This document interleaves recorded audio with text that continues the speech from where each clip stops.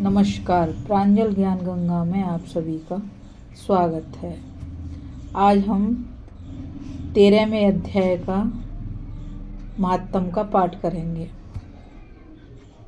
जिसका कि नाम क्षेत्र क्षेत्रज्ञ विभाग योग है।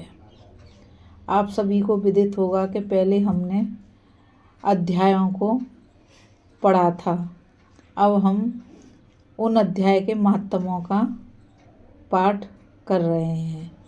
तो चलिए 13वें अध्याय के महात्म में क्या है उसको श्रवण तथा मनन करते। ओम श्री परमात्मने नमः। अब हम 13वें अध्याय का महात्म पढ़ेंगे। श्री महादेव जी कहते हैं, पार्वती अब 13वें अध्याय की अगाध महिमा का वर्णन सुनो। उसको सुनने से तुम बहुत प्रसन्न होगी। दक्षिण दिशा में तुंगभद्रा नामक की एक बहुत बड़ी नदी है। उसके किनारे हरिहरपुर नामक रमणीय नगर बसा हुआ है।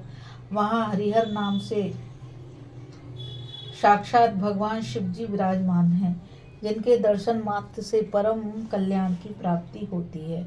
हरिहरपुर में हरि दीक्षित नामक एक श्रोत्रिय ब्राह्मण रहते थे, जो तपस्या और स्वाध्याय में संलग्न तथा वेदों के पारगामी विद्वान थे।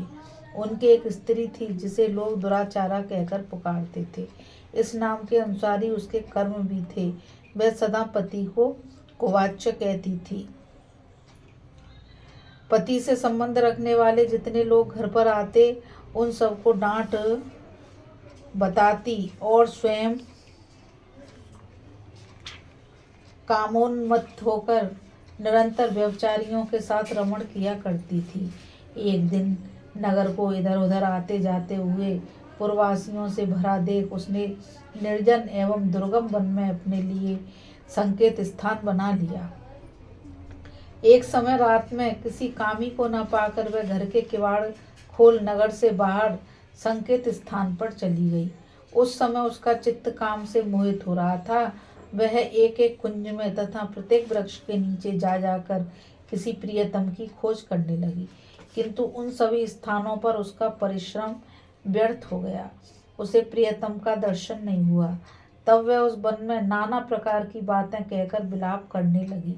चारों दिशाओं में घूम घूम कर वियोग जनित विलाप करती हुई उस स्त्री की आवाज़ सुनकर कोई सोया हुआ बाघ जाग उठा और उछलकर उस स्थान पर पहुंचा जहां वह रो रही थी। उधर वह भी उसे आते देख किसी प्रेमी की आकांक्षा से उसके सामने खड़ी होने के लिए ओट से बाहर निकल आई। उस समय व्याघ्र ने आकर उसे नख रूपी बाणों के प्रहार से पृथ्वी पर गिरा दिया।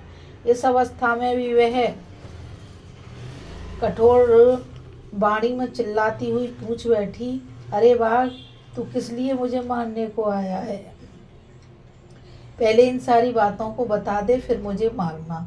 उसकी यह बात सुनकर प्रचंड पराक्रमी व्याघ्र क्षण भर के लिए उसे अपना ग्रास बनाने से रुक गया और हंसता हुआ सा बोला, दक्षिण देश में मलापहा नामक एक नदी है। उसके तट पर मुनिपर्णा नगरी बसी हुई है। वहाँ पंचलिंग नाम से प्रसिद्ध साक्षात भगवान शंकर निवास करते हैं। उसी नगरी में ब्राह्मण कुमार होकर रहता था। नदी के किनारे अकेला बैठा रहता और जो यज्ञ के अधिकारी नहीं है, उन लोगों से भी यज्ञ कराकर उनका अन्न खाया करता था। इतना ही नहीं, धन के लोभ से मैं सदा वेद पाठ के फल को भी बेचा करता था। मेरा लोभ यहाँ तक बढ़ गया था कि अन्य भिक्षुओं को गाली देकर हटा देता और स्वयं दूसरों को नहीं देने योग्य धन भी बिना दिए ही हमेशा ले लिया करता था। ऋण लेने के बहाने में सब लोगों को छला करता था। तदंतर कुछ काल व्यतीत होने पर मैं बूढ़ा हुआ। मेरे बाल सफ़ेद हो गए, आंखों से सूझता ना था और मुंह के सारे दांत गिर गए। इतने पर भी मेरी दान लेने की आदत नहीं छूटी। पर्व आने पर प्रतिग्रह के लोभ से मैं हाथ में कुश लिए तीर्थ के समीप चला जाया करता था। तत्पश्चात जब मेरे सारे अंग शिथिल हो गए, तब एक बार में एक धूर्त ब्राह्मणों के घर पर मांगने खाने के लिए गया। उसी समय मेरे पैर में कुत्ते ने काट लिया। तब मैं मूर्छित होकर क्षण भर में पृथ्वी पर गिर पड़ा। मेरे प्राण निकल गए।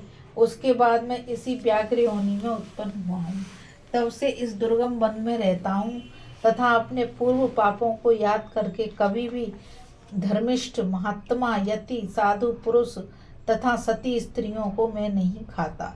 पापा, दुराचारी तथा कुल्टा स्त्रियों को ही मैं अपना भक्ष्य बनाता हूँ। अतः कुल्टा होने के कारण तू अवश्य ही मेरा ग्रास बनेगी। यों कहकर वह अपने कठोर नखों से उसके शरीर के टुकड़े टुकड़े कर कर खा गया। इसके बाद यमराज के दूत उस पापनी को संयमनीपुरी में ले गए।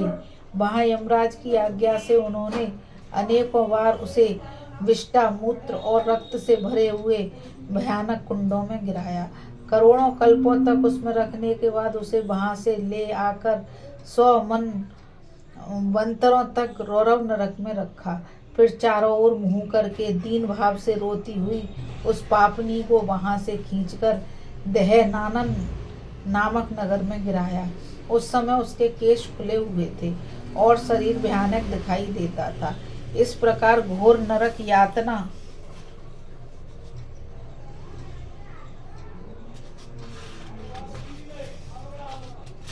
भोग चुकने पर भी महापापनी इस लोक में आकर चांडाल योनि में उत्पन्न हुई।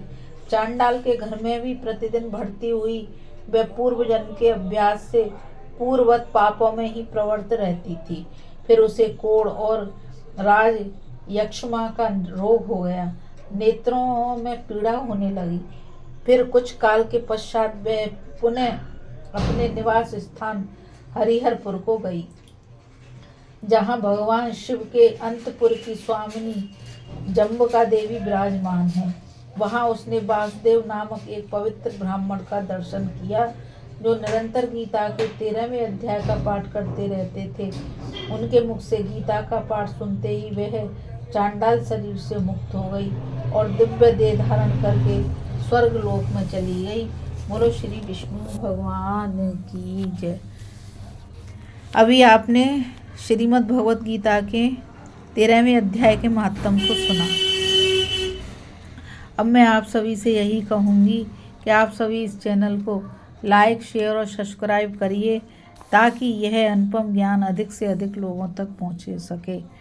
राधे राधे, जय श्री कृष्ण, नमस्कार।